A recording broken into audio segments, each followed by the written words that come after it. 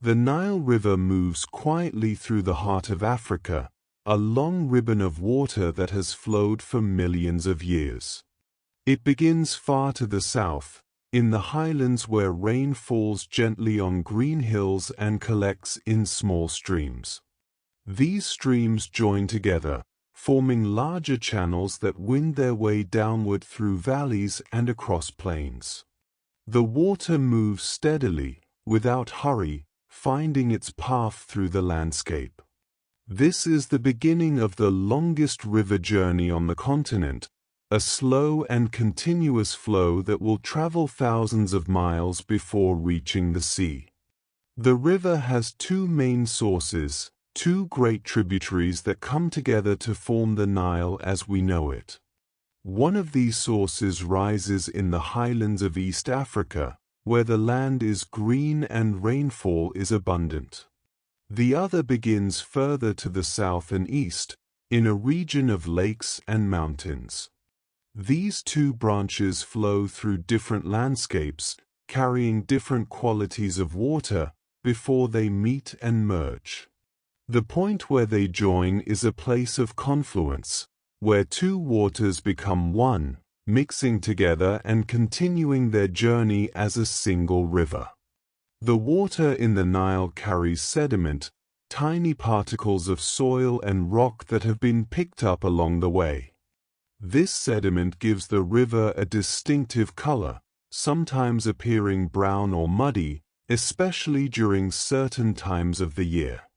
The sediment is not merely debris, it is rich in nutrients, minerals that have been weathered from the rocks and soil of the highlands. As the river flows, it carries these nutrients downstream, distributing them across the land. This process has been happening for countless centuries, a slow and steady transport of fertility from one place to another. The landscape through which the Nile flows is diverse and varied. In some places, the river passes through regions of dense vegetation, where trees grow close to the water's edge and the air is warm and humid. The banks are green here, covered with grasses and shrubs that thrive in the moisture provided by the river. Birds nest in the branches of trees that overhang the water, and the sound of their calls mingles with the gentle murmur of the current. The river moves calmly through these green corridors, its surface reflecting the sky and the surrounding foliage. Further along its course, the Nile enters regions where the landscape becomes drier. The vegetation thins out, and the green gives way to browns and golds. Here, the river becomes even more important, a lifeline in an otherwise arid environment. The water sustains plants and animals that would not be able to survive without it. Trees grow along the riverbanks, their roots reaching down to the water, while the land beyond remains dry and sparsely vegetated. The contrast is striking but peaceful, a narrow strip of life following the course of the river through a much drier world. The river creates its own ecosystem, a long corridor of habitat that supports many different forms of life. Fish swim in the water, some of them species that are found nowhere else. They have adapted to the specific conditions of the river, to its temperature and flow, to the types of food available. Some fish stay in the deeper parts of the channel, while others prefer the shallower areas near the banks. They move slowly through the water, searching for insects, plants, and smaller fish to eat. The river provides everything they need, a continuous supply of food and a stable environment in which to live. Birds are drawn to the river as well, finding food and shelter along its banks. Herons stand motionless in the shallow water, waiting patiently for fish to swim within reach. When they spot their prey, they strike quickly, their long beaks darting into the water. Other birds wade through the shallows, probing the mud with their beaks in search of worms and insects. Ducks and geese float on the surface, paddling gently with their feet, occasionally dipping their heads underwater to feed on aquatic plants. The presence of the river creates opportunities for these birds, allowing them to find food in a landscape that might otherwise be less hospitable. Larger animals also depend on the river.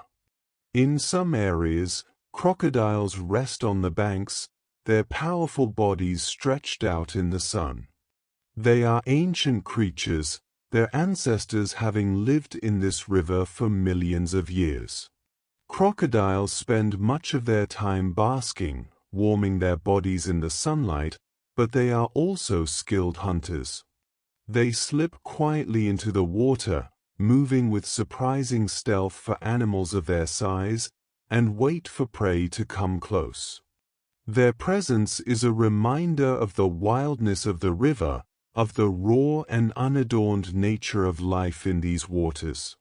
Hippopotamuses spend their days in the water, their large bodies submerged to stay cool. They are social animals, often found in groups, floating together in the deeper pools. Their eyes, ears, and nostrils are positioned on the top of their heads, allowing them to remain mostly underwater while still being able to see, hear, and breathe. At night, they emerge from the river to graze on the grasses that grow nearby, walking slowly through the darkness on well-worn paths. By morning, they return to the water, settling back into the river where they will remain for most of the day.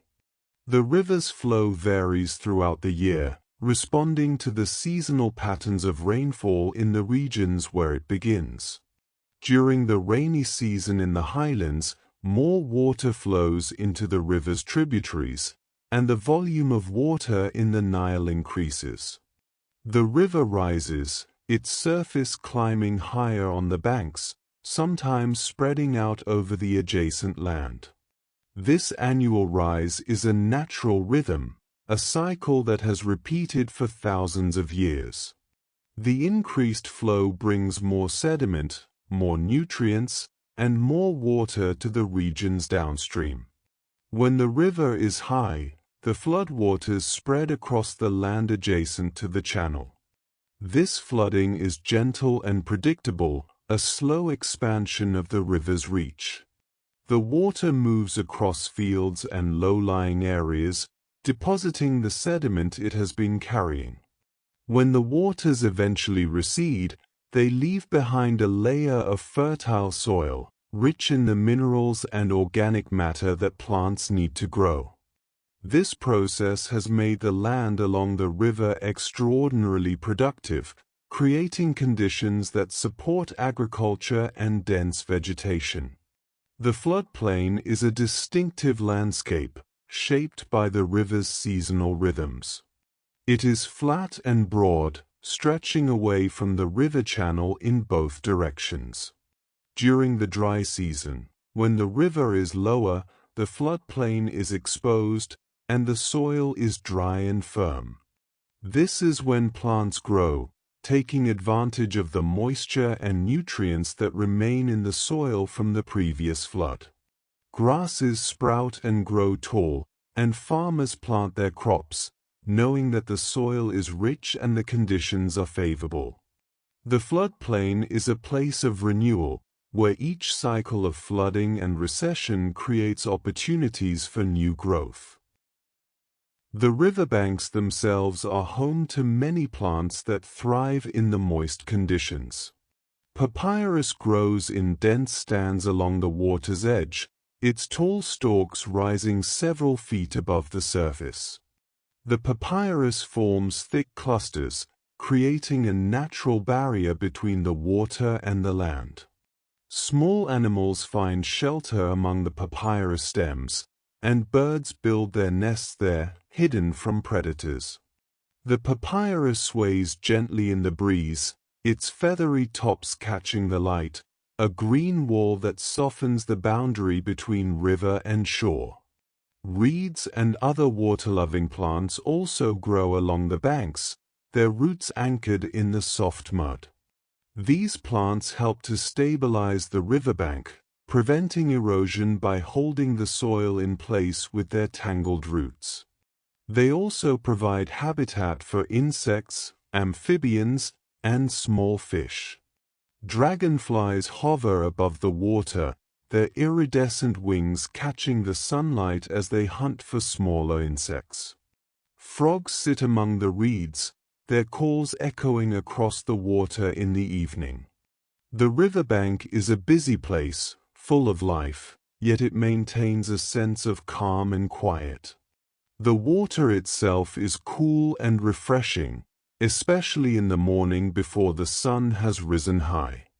The temperature of the water varies depending on the season and the time of day, but it is generally moderate, neither too warm nor too cold. This moderate temperature makes the river hospitable to a wide range of aquatic life. The water is also relatively clear in some sections, though in others it carries more sediment and appears cloudier. The clarity depends on factors like flow rate, the amount of rain upstream, and the composition of the riverbed.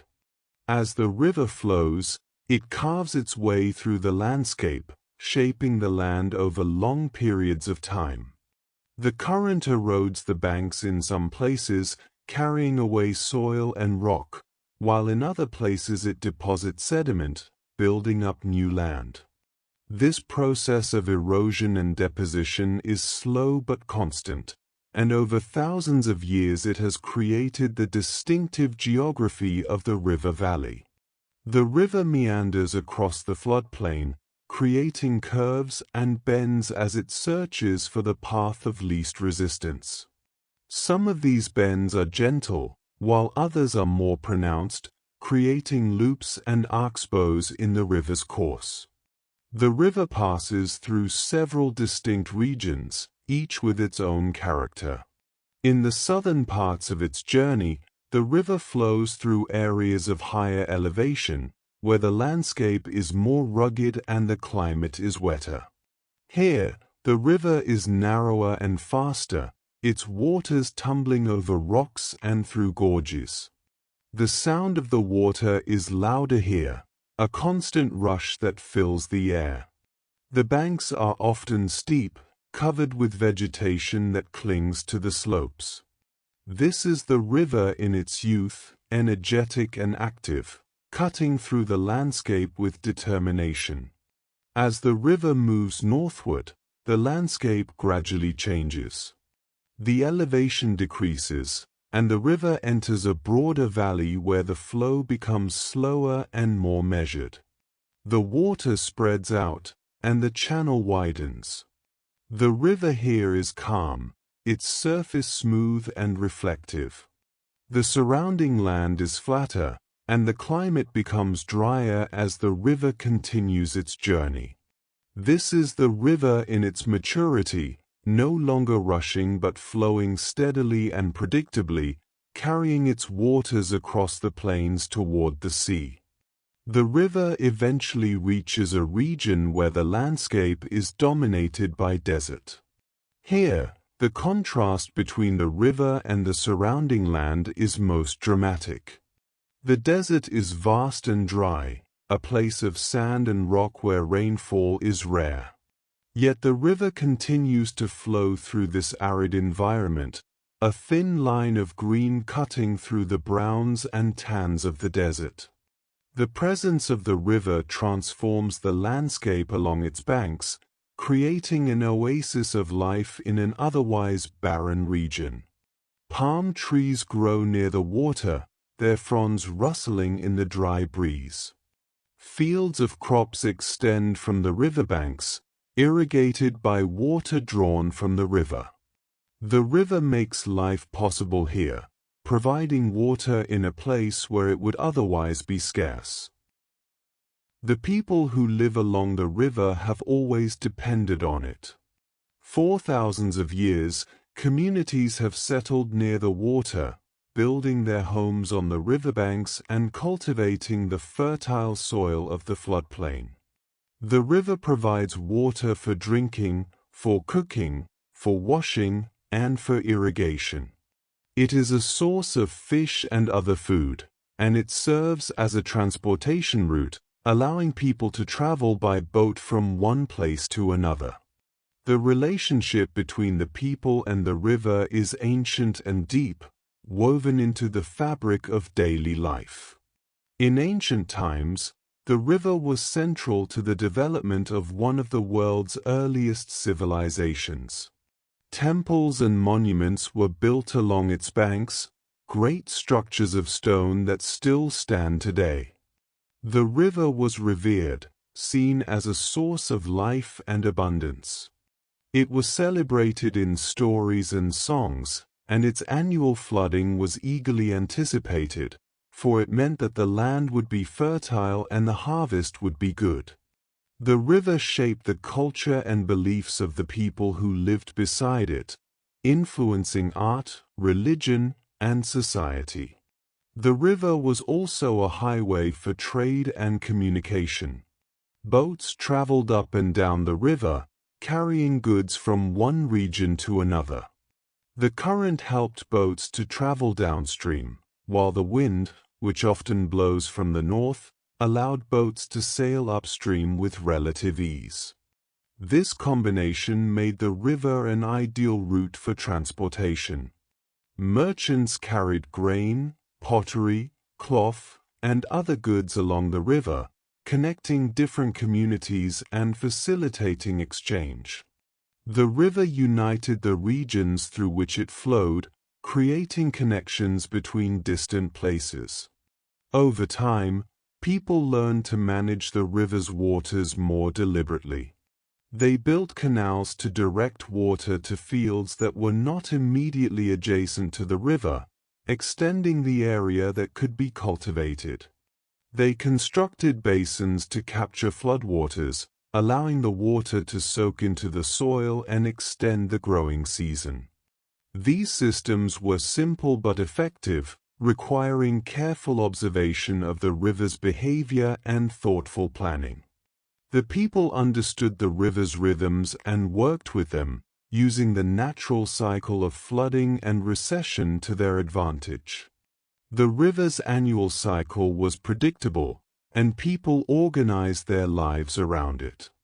There were times for planting, times for harvesting, and times for preparation. The rising of the river marked the beginning of a new cycle, a time of renewal and abundance. When the waters receded, the fields were ready for planting. The crops grew during the cooler months, and by the time the river began to rise again, the harvest was complete. This rhythm shaped the calendar, the festivals, and the social organization of the communities along the river.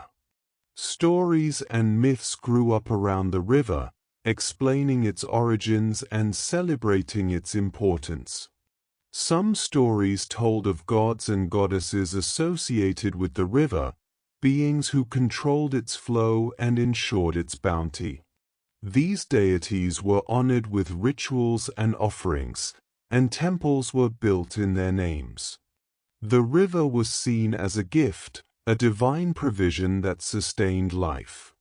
Other stories described the river as a living entity, with moods and personalities, sometimes generous and sometimes withholding. These narratives reflected the deep connection that people felt with the river, a relationship that was both practical and spiritual. The river also appears in creation myths, stories that describe how the world came to be. In some traditions, the river is present at the beginning of time, a primordial water from which life emerged.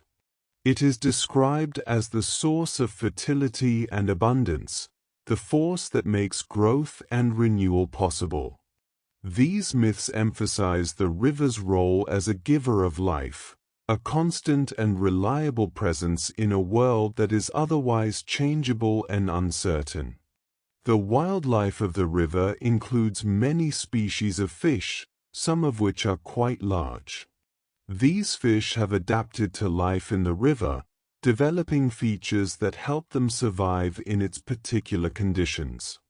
Some fish have streamlined bodies that allow them to swim efficiently in the current. Others have specialized mouths for feeding on specific types of food, such as algae, insects, or smaller fish. The fish population varies from one section of the river to another, depending on factors like water temperature, flow rate, and the availability of food. Turtles also inhabit the river, often seen basking on logs or rocks that protrude from the water. They are ancient creatures, their shells providing protection from predators. Turtles move slowly on land but are graceful swimmers, propelling themselves through the water with their webbed feet. They feed on plants, fish, and carrion, playing a role in the river's ecosystem by helping to keep it clean. Turtles can live for many years, and some individuals may have been in the river for decades, witnessing countless cycles of flooding and recession. Waterbirds are abundant along the river, taking advantage of the rich feeding opportunities it provides. Pelicans gather in groups, diving into the water to catch fish. Kingfishers perch on branches overhanging the water, watching for movement below before diving with remarkable speed and precision. Storks wade through the shallows on long legs, using their beaks to catch fish and frogs. These birds are part of the river's rhythm, their presence adding movement and sound to the peaceful environment. The river's delta, where it meets the sea, is a landscape of its own. Here, the river splits into multiple channels, spreading out across a flat plain.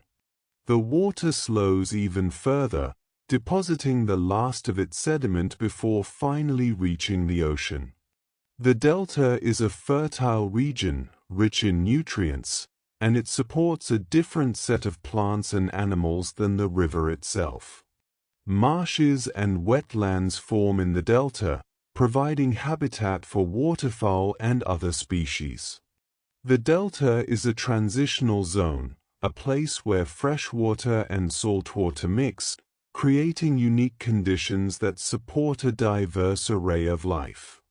The sediment deposited in the delta builds up over time, extending the land slowly into the sea. This process happens gradually, over many years, as the river continues to carry particles downstream. The delta is constantly changing, shifting and growing as new sediment is added. It is a dynamic landscape, shaped by the river's flow and the tides of the sea.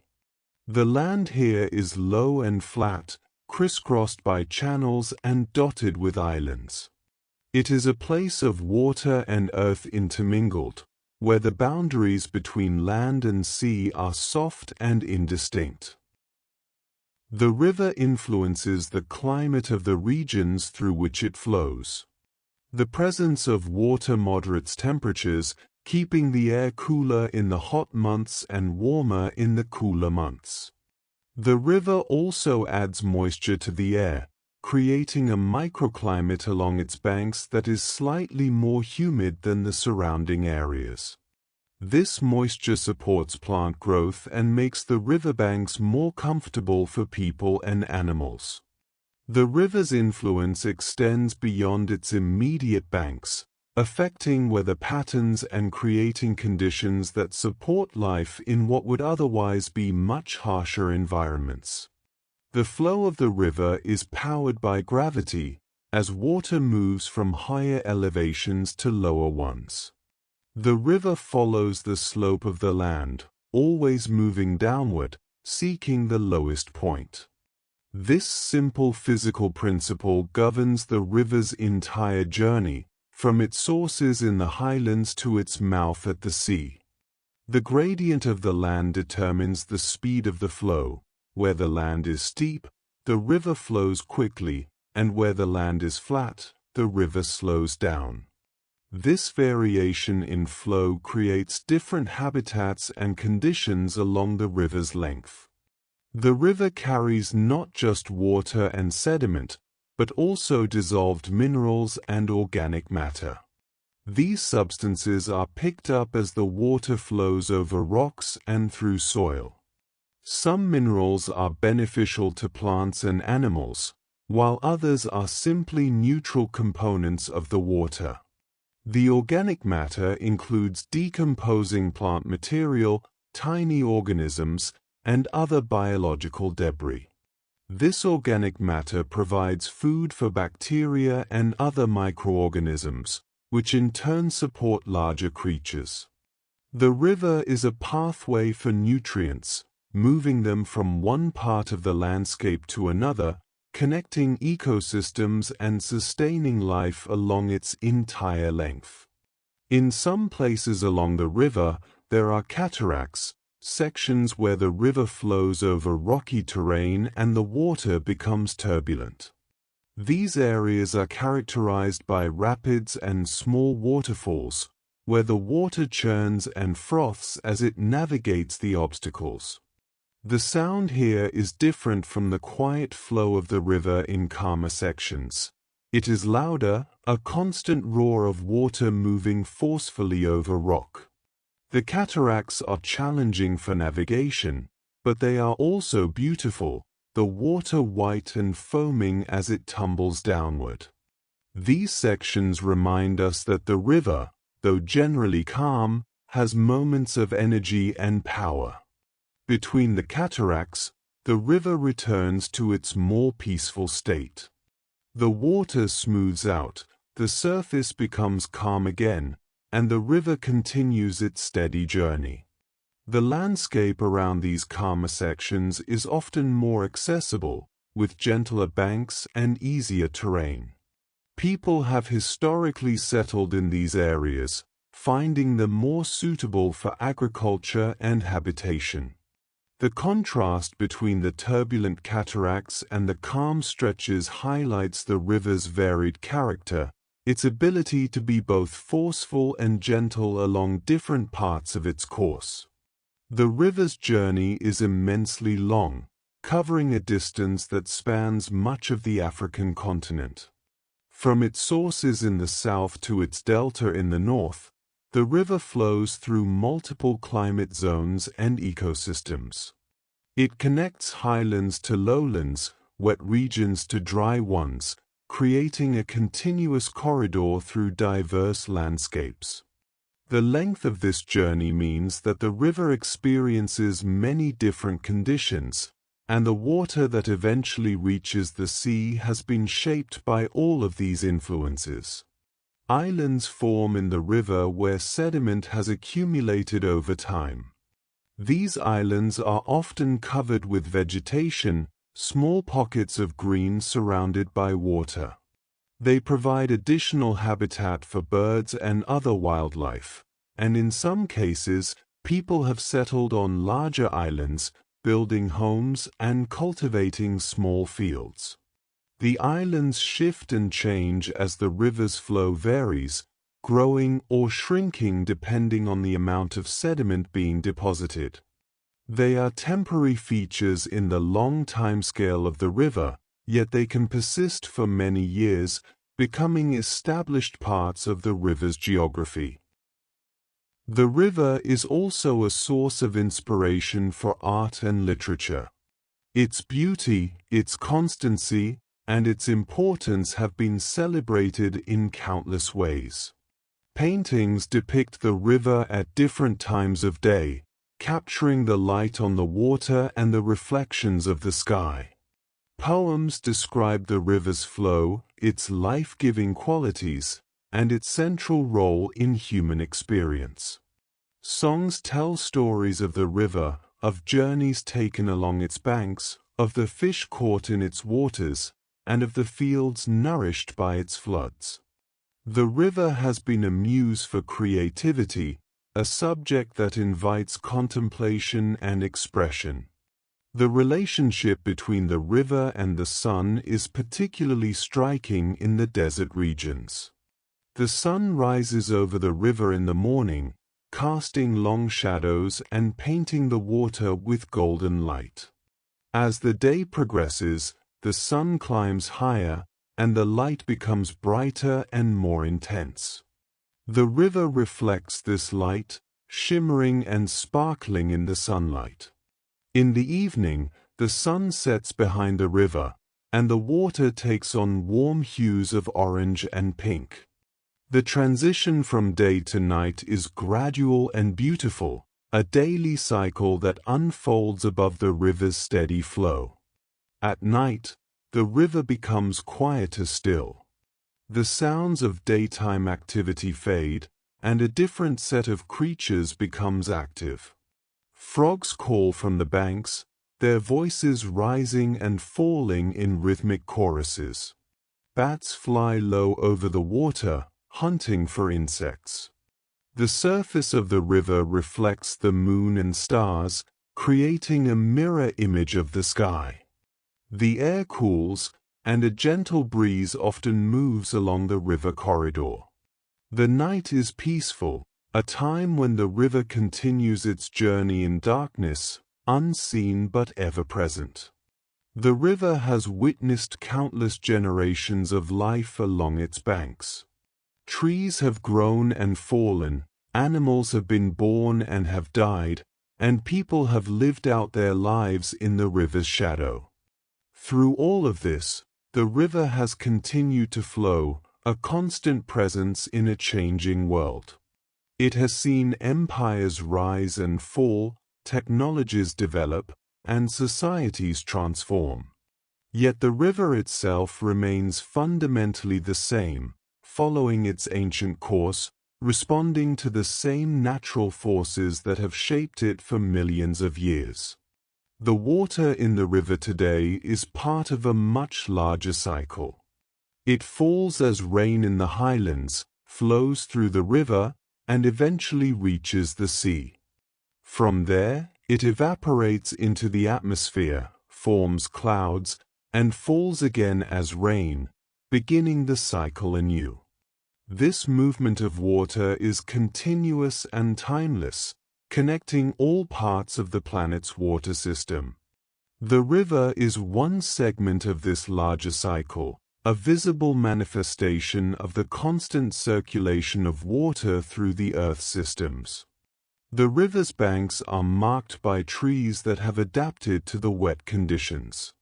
These trees have deep roots that anchor them firmly in place and draw water from the soil. Their branches spread wide, providing shade for the water and the land beneath. In the dry season, these trees remain green, sustained by the moisture stored in their roots and by the water that continues to flow in the river. They are a testament to the river's life-giving properties, standing as markers of its presence even when the surrounding land is parched. Small villages and settlements dot the riverbanks, often set back slightly from the water to avoid the seasonal floods. These communities have a rhythm that is tied to the river, their activities organized around the availability of water and the fertility of the soil. Life in these settlements is often simple and quiet, focused on agriculture, fishing, and the daily tasks of living. The river is the center of life here, providing not just physical sustenance but also a sense of place and identity. To live by the river is to be part of its story, to participate in its ancient cycle. The river's influence on agriculture cannot be overstated. The fertile soil of the floodplain, enriched by centuries of sediment deposition, is ideal for growing crops. Wheat, barley, vegetables, and other plants thrive in this soil, producing abundant harvests. The water from the river is used for irrigation, allowing crops to grow even during the dry season. This agricultural productivity has supported large populations throughout history, making the river valley one of the most densely populated regions in Africa. The river's gifts have made it possible for people to build stable, prosperous communities. The rhythm of the river is reflected in the rhythm of life along its banks. There is a time for planting, a time for tending the crops, and a time for harvest. There is a time when the river is high and a time when it is low. These cycles are predictable and dependable, providing a framework for organizing life. The people who live by the river understand these rhythms deeply, having inherited this knowledge from generations past. They read the river's signs, noting the level of the water, the color of the current, and the behavior of the wildlife, all of which tell them what to expect in the coming months. The river is home to many species of aquatic insects, creatures that spend part or all of their lives in the water. These insects are an important food source for fish and birds. Dragonfly nymphs live in the water, hunting for smaller prey among the plants and sediment. When they mature, they emerge from the water, transforming into the graceful flying insects we see darting above the surface. Mayflies also spend their larval stage in the river, and when they emerge, they live for only a short time, just long enough to mate and lay eggs. These insects are a vital part of the river's food web, connecting the aquatic environment to the air above. The river has a calming presence, a quality that comes from its steadiness and its predictability. To sit beside the river is to experience a sense of peace, to be reminded that some things continue regardless of the turmoil and changes in human affairs. The river flows today as it did yesterday, as it will tomorrow. This constancy is reassuring, a reminder of the natural world's enduring rhythms. The sound of the water, the sight of its movement, the feel of the air near its banks, all of these create an atmosphere of tranquility. There are places along the river where the water is shallow and clear, allowing you to see the riverbed below. Smooth stones rest on the bottom, worn by the current over countless years. Small fish dart between the rocks, searching for food in the crevices. Aquatic plants grow from the riverbed, their leaves waving gently in the current. These shallow areas are peaceful places, where the river's character is most visible and accessible. They invite quiet observation, a moment to pause and appreciate the simple beauty of moving water. The river continues through its course, uninterrupted and constant, a presence that has shaped the land and the lives of those who live near it. It carries its waters forward, day after day, season after season, year after year. The journey is long, but the river does not hurry. It moves at its own pace, following the path that gravity and geography have laid out for it. In this way, the river is timeless, a feature of the earth that has been here far longer than any individual, any community, any civilization, and will likely be here long after. The delta at the river's end is a place of endings and beginnings. Here, the river completes its journey, releasing its waters into the sea.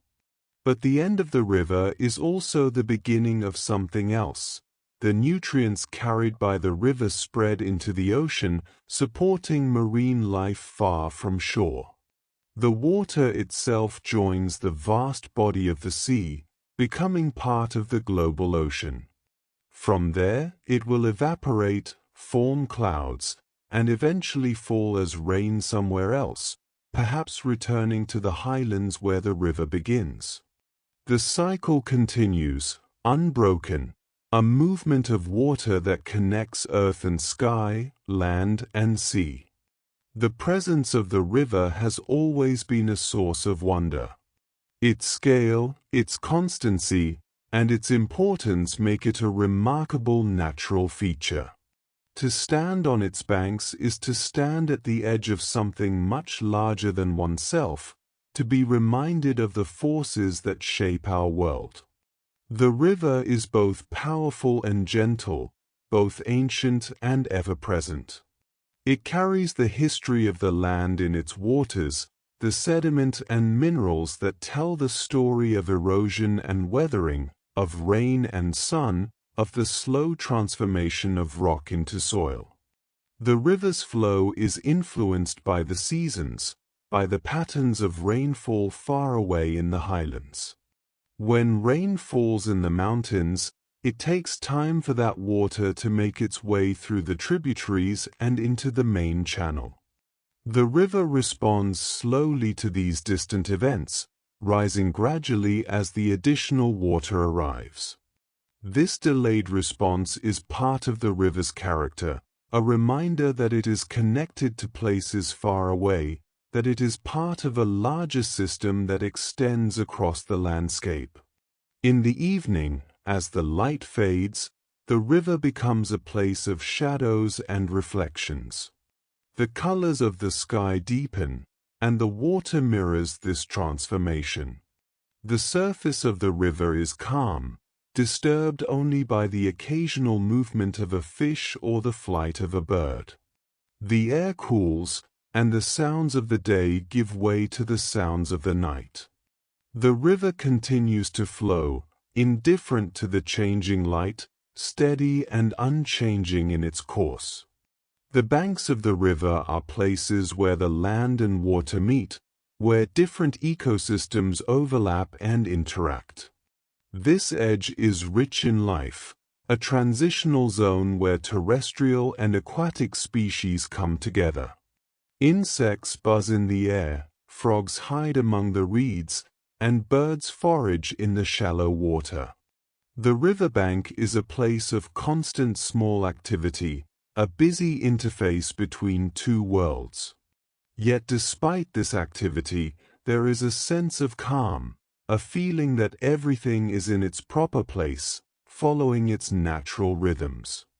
The river is a teacher of patience. It does not rush, does not force its way, but moves steadily and persistently. Over time, it shapes the landscape, carving valleys and depositing sediment, creating and recreating the land through which it flows. This slow work is powerful, a demonstration of how persistence and time can accomplish what force alone cannot.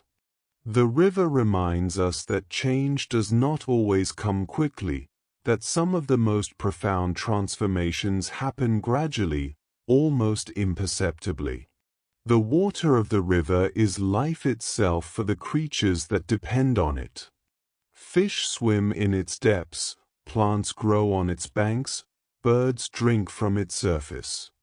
The river provides everything these organisms need, and in return, they are part of the river's ecosystem, contributing to its complexity and richness. This interdependence is subtle but essential, a web of relationships that sustains life along the river's entire length. The river has no beginning and no end in the sense that the water is always moving, always cycling. The drops of water that reach the sea today were once in the highlands, and before that, they were in the ocean, and before that, they were rain falling somewhere else. The river is a part of this endless cycle, a segment of a journey that has no final destination. The water moves through the river, but the river itself remains, a constant presence in the landscape. In the quiet hours, when the world is still, the river continues its journey. The water flows onward, patient and unstoppable, carrying its burden of sediment and life toward the sea. The river does not pause, does not rest, but moves always in one direction, following the slope of the land, responding to gravity and the natural contours of the earth. This movement is soothing, a reminder of the natural order of the way things are and have always been. The river holds within it the history of the land, the minerals dissolved from ancient rocks, the organic matter from forests and grasslands, the traces of countless lives lived and ended. All of this is carried along in the water, mixed together, moving downstream. The river is a collector and a distributor, gathering material from one place and delivering it to another. In this way, the river connects the landscape, linking distant regions through the medium of flowing water. As the river moves through the desert, it sustains a ribbon of life in an otherwise inhospitable environment. The contrast is stark. On one side, dry sand and rock, on the other, green vegetation and flowing water. This narrow corridor of life is entirely dependent on the river, a vivid demonstration of water's power to create and sustain life. Without the river, the desert would extend unbroken across this landscape. With it, there is life, growth, and the possibility of habitation. The river at night is a place of quiet mystery. The water flows unseen, its sound a gentle murmur in the darkness. The stars reflect on its surface, creating a scattered pattern of light.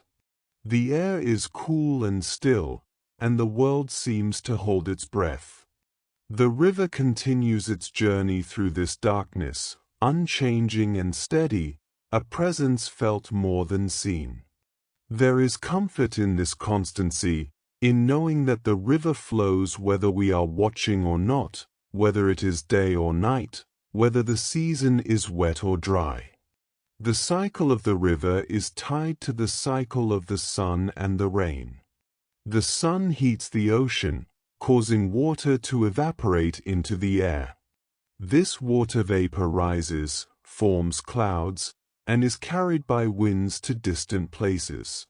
When the clouds reach the highlands, they release their moisture as rain. This rain collects in streams, which flow into tributaries, which join together to form the river. The river carries this water back to the sea, where the cycle begins again.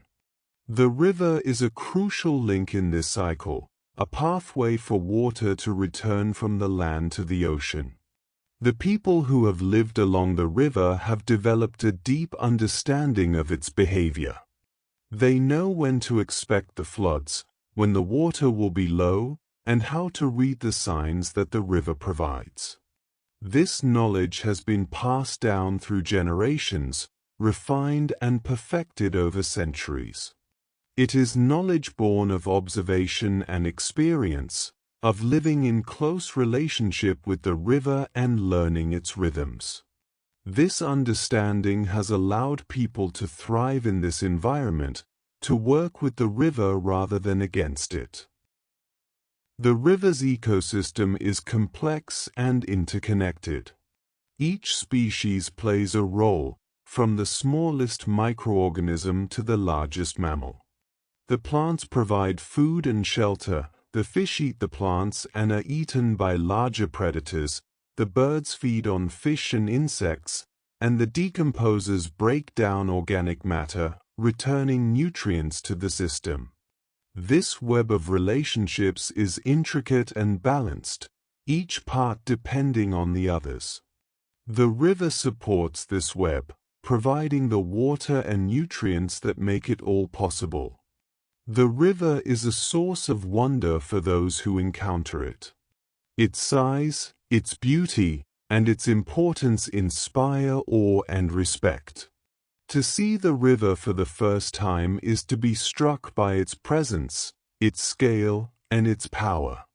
Even those who live beside it every day can find moments of beauty and surprise in its waters, in the way the light plays on its surface, in the sudden appearance of a bird or fish, in the simple fact of its constant flow.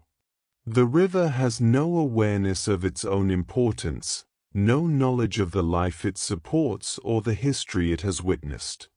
It simply flows, responding to the physical forces that govern its movement.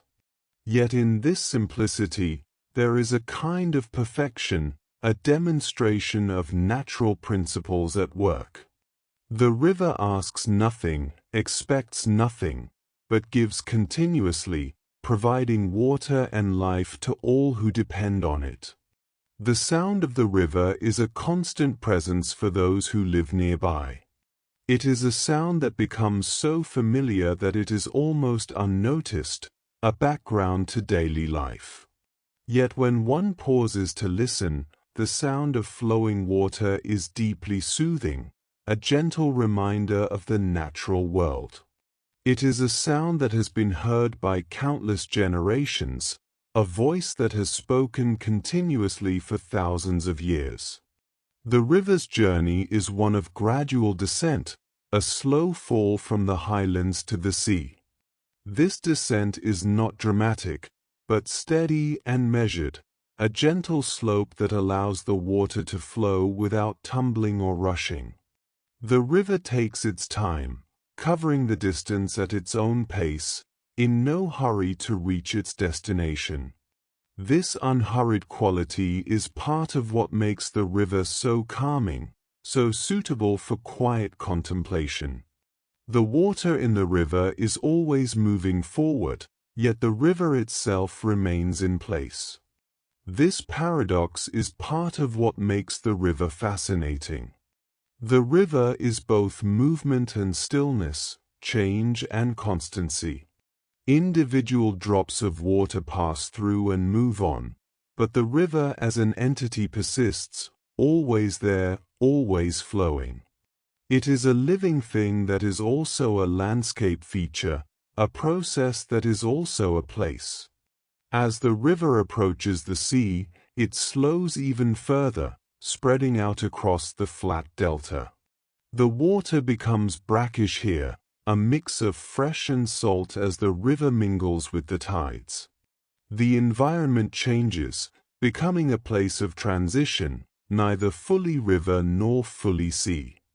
This is the river's final transformation before it releases its waters into the ocean, the last change in a long journey of changes. The river's story is one of continuity and connection. It connects the highlands to the sea, the past to the present, the land to the water. It is a thread that runs through the landscape, tying together different ecosystems and different communities.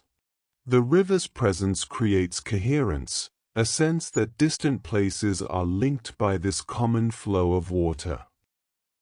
The river continues, as it always has, as it always will, moving steadily through the landscape, carrying its waters forward, sustaining life along its banks, shaping the land through which it flows. The river is patient, persistent, and eternal, a presence that endures beyond any individual moment, beyond any single life. It flows through time as it flows through space, a constant in an ever-changing world, a source of life and a symbol of continuity. The water moves quietly onward, reflecting the sky above, carrying the sediment of the land, supporting the creatures that depend on it, continuing its ancient journey from the highlands to the sea. And in this movement, in this simple act of flowing, the river fulfills its purpose, asking nothing, expecting nothing, but giving always, generously, continuously, a gift that never ends.